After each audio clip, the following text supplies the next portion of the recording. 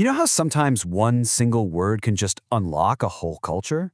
Well, today we're going to dive into kawaii, a Japanese concept that goes way beyond its simple translation of cute. And understanding it might just be the perfect key for your next language exchange. So, picture this. You're walking around in Japan and you see something that just doesn't quite compute. A super friendly, cartoonish mascot for a police station, a cute little character on a tax form. So what's going on here? Well, it all comes down to the power of kawaii. All right, so the word kawaii is a pretty big deal. It's so big, it's actually in the Oxford English Dictionary now. Most people just think it means cute. But here's the thing. That simple translation doesn't even begin to cover it. It misses a much deeper, way more interesting meaning that's totally essential to Japanese culture. Think about it. In a lot of Western cultures, right, you'd call a puppy cute or a baby cute. But an adult? It can get a little awkward. But in Japan, kawaii is like the ultimate compliment. It's this amazing positive word you can use to connect with anyone, no matter who they are. Okay, so let's get into the nitty-gritty. What is the actual difference here? Because this isn't just a language lesson, folks. This is about avoiding a pretty major cultural misunderstanding. Okay, so check this out. On the one hand, if you say you're cute to an adult in, say, the US, it can come off as a little belittling, like you're not taking them seriously. But in Japan, saying kawaii desu ne is totally different. It's warm, it's affectionate, it's all about connection, not talking down to someone. And just so we're all on the same page, what does patronize even mean? It's basically when you talk down to someone, as if they're a little kid. And that's exactly the vibe cute can sometimes give off to an adult, which is the complete opposite of what kawaii is trying to do. So here's the key takeaway. Cute can sometimes have this top-down feeling, like you're looking down on something small. But kawaii is all about affection. It's about seeing something's vulnerability, its charming little imperfections, and just loving it.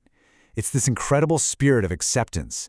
And get this whole idea isn't some new trend that popped up with the internet. Nope, its roots go back 1,000 years.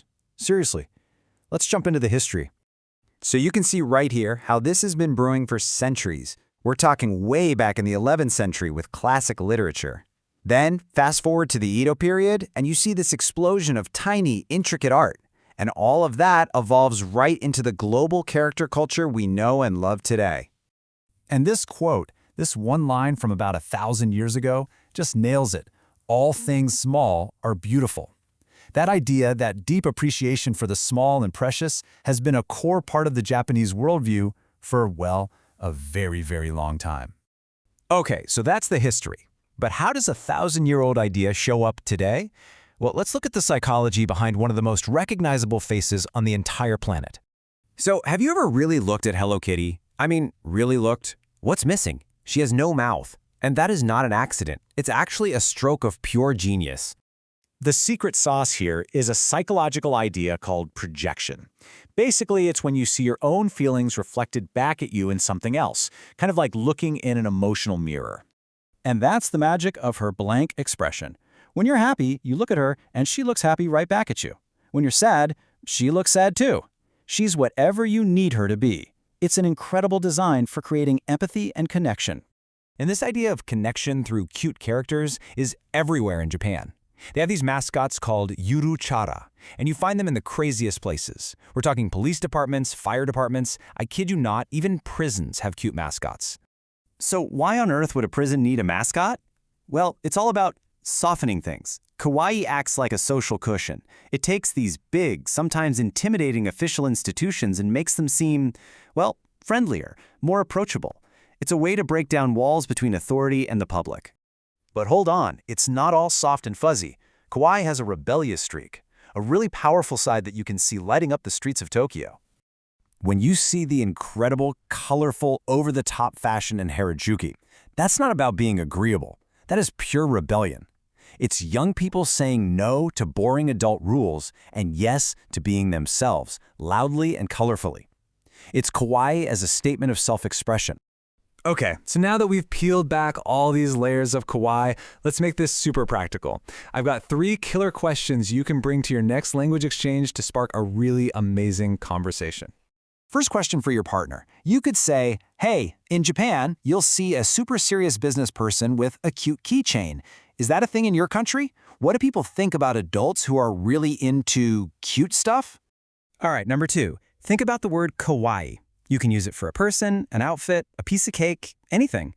So what's the equivalent in your language? Is there one all-purpose positive word that you can just slap onto anything and it works? And for the last one, let's have some fun with it. Ask them this. Okay, what if the police force in our country suddenly got a cute, fluffy mascot, like a friendly bear or something? How would people react? Would they laugh? Would it make the police seem less intimidating? This one really gets you talking about big cultural ideas. So, at the end of the day, what's the big takeaway here? Well, learning a word like kawaii shows us that language is so much more than just vocabulary. It's about getting a peek into a whole new way of seeing the world. And that feeling of empathy, that connection at the very heart of kawaii, that's the exact same energy you need to connect with people on your language journey. So stay curious. That's how you'll make real connections.